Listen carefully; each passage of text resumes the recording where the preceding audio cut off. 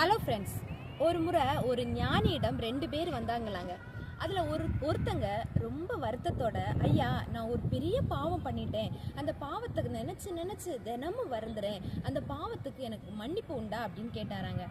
இன்னொருத்தர் சொன்னாராம், ஐயா நான் அவனை மாதிரி பெரிய பாவம் எல்லாம் பண்ணலை, அடிக்கடி சின்ன சின்ன விஷயத்தில் போய் சொன்னேன், அடிக்கடி சின்ன சின்ன விஷயத்தில் ஏமாட்டினேன், இதெல்லாம் தண்டனைக்கு உரிய பெரிய பாவமா என்ன அப்படின்னு கேட்டாராங்க. அப்போ அந்த ஞானி சிரிச்சுட்டு முதல் நபர்கிட்ட சொன்னாரா, நீ போயிட்டு ஒரு பெரிய ஒரு கல்லை எடுத்துட்டு வா அப்படின்னு சொன்னாரா. அதே மாதிரி அவரும் ஒரு பெரிய கல்லை எடுத்துட்டு வந்தாங்க. 2வது நபர்கிட்ட சொன்னாரா, நீ ஒரு பேஸ்கெட் நிறைய குட்டி குட்டி கற்களை எடுத்துட்டு வா அப்படின்னு சொன்னாராங்க.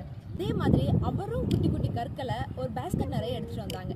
அப்போ அந்த ஞானி அந்த 2 பேர்கிட்டே சொல்றாராம், நீங்க இந்த கற்களை எந்த இடத்துல இருந்து எடுத்துட்டு வந்தீங்களோ அதே இடத்துல நீங்க திரும்ப வச்சுட்டு வாங்க அப்படின்னு சொன்னாராங்க. அப்போ முதல் நபர் அவர் எடுத்த இடத்துல சரியா வச்சுட்டு திரும்ப வந்துட்டாங்க.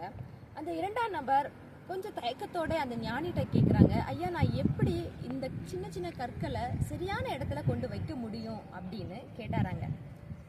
அதுக்கு அந்த ஞானி சொன்னாரா, முடியாதுல்ல. அதே போலதான் அவன் பெரிய பாவம் பண்ணியிருந்தாலும் அந்த பாவத்தை நினைச்சு வருந்துனா, அந்த பாவத்திற்கு மன்னிப்பு கேட்கறதுக்கும் ஆயத்தமா இருந்தா அவனுடைய பாவம் மன்னிக்கப்படும். ஆனா நீ தான் செய்யறது பாவம் அப்படின்னு கூட உணராதவனா நீ இருக்கிற, சின்ன சின்ன பாவங்களுக்கு கூட மன்னிப்பு வேணுமா அப்படின்னு கூட உனக்கு தெரிய மாட்டேங்குது அப்படின்னு சொன்னாராங்க.